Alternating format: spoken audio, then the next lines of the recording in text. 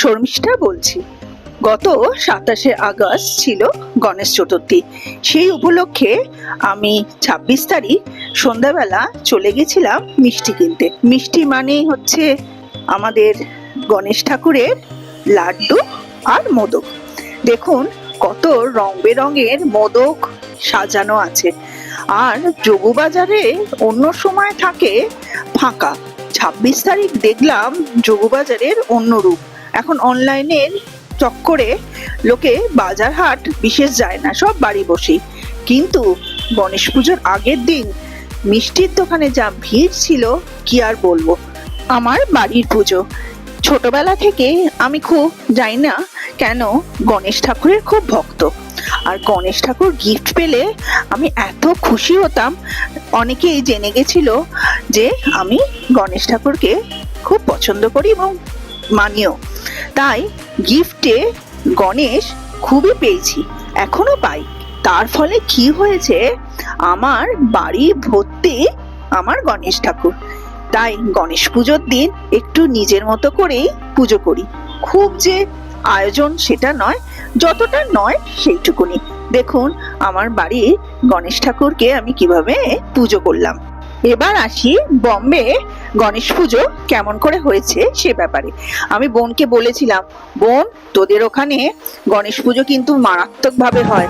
আমার পরিবারের জন্য অর্থাৎ ইউটিউব পরিবারের জন্য গণেশ পুজোর একটু ভাইবস কিন্তু আমায় পাঠাবি।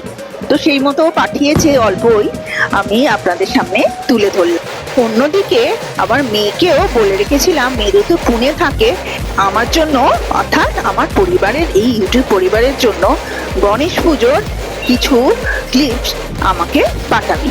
সেই মতো পাঠিয়েছে। দেখুন পুনের গণেশ পুজো রম রম করে হয়।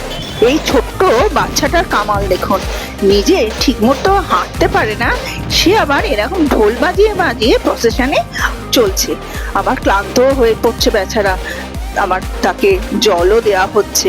সত্যি এটা দেখবার মতো। মেয়ে যদি এই ভিডিও না পাঠাতো তাহলে আপনাদের সাথে আমি শেয়ারও করতে পারতাম না, নিজেও দেখতে পেতাম না।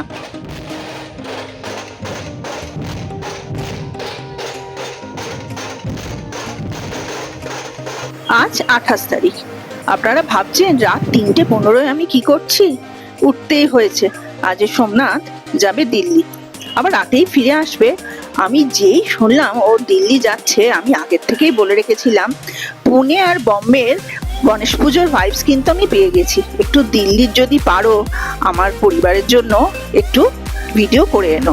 এবার ও তো বেরোচ্ছে, তারা আছে, ওর মনে আছে কিনা জানি না, তাই আমি আর একবার ওকে মনে করে দিলাম।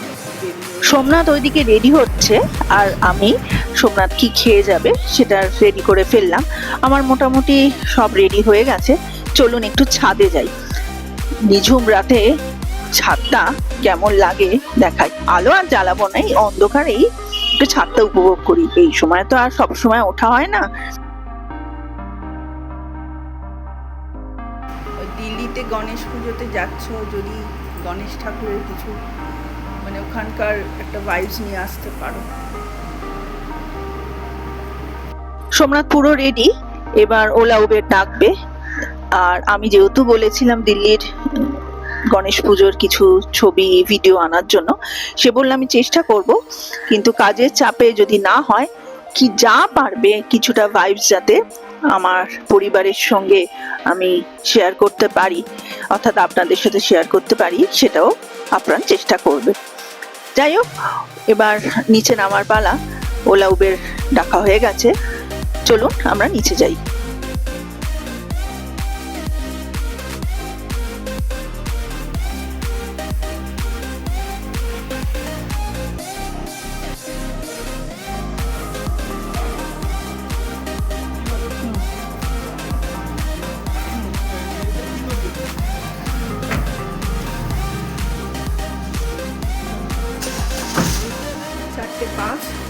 সোমনাথ বেরিয়ে গেল, 6টার ফ্লাইট।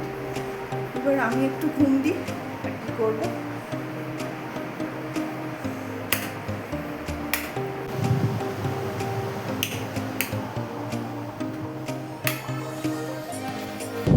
ঘুম থেকে উঠে দেখি ফোনে কিছু ভিডিও এসছে, সোমনাথ পাঠিয়েছে। কলকাতার আকাশকে প্লেন থেকে এত সুন্দর লাগছিল সেই ছবি সে ক্যামেরাবন্দি করেছে। নীল আকাশ, ভাসমান মেঘ। এবার আসি দিল্লির এয়ারপোর্টের কথায়। দেখুন, দিল্লির এয়ারপোর্ট পুজোর জন্য অর্থাৎ গণেশ পুজোর জন্য কি সুন্দর সাজিয়েছে, এইটুকুই সে তুলতে পেরেছে, তাই শেয়ার করলাম। দিল্লির কোনো পুজো আপনাদের সাথে ভাগ করে নিতে পারলাম না। কি সুন্দর লাগছে বলুন, কে বলবে এটা এয়ারপোর্ট এত সুন্দর করে সাজিয়েছে। বলছে নাকি এটা নাকি রিনোভেশন হচ্ছিল যখন এই কয়েক মাস আগে যখন দিল্লিতে গিয়েছিল, এখন পুরো কমপ্লিট বলে চোখ ধাঁধানো করে ফেলেছে পুরো দিল্লির এয়ারপোর্টকে। রাত 11টা বাজে। ভোর 4টের সময় বেরিয়ে সে দিল্লির কাজ সেরে আবার কলকাতায় ব্যাক। এবার একটু দিল্লির অভিজ্ঞতা ওর কাছ মুখেই শুনে নি।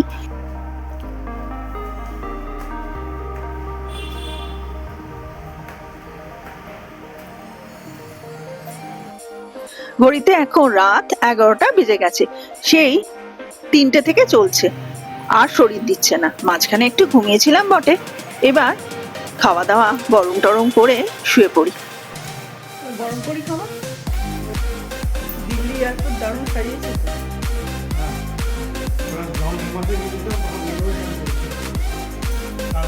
আজ তাহলে আসি, আবার আসবো আরেকদিন অন্য একটি ভিডিও নিয়ে।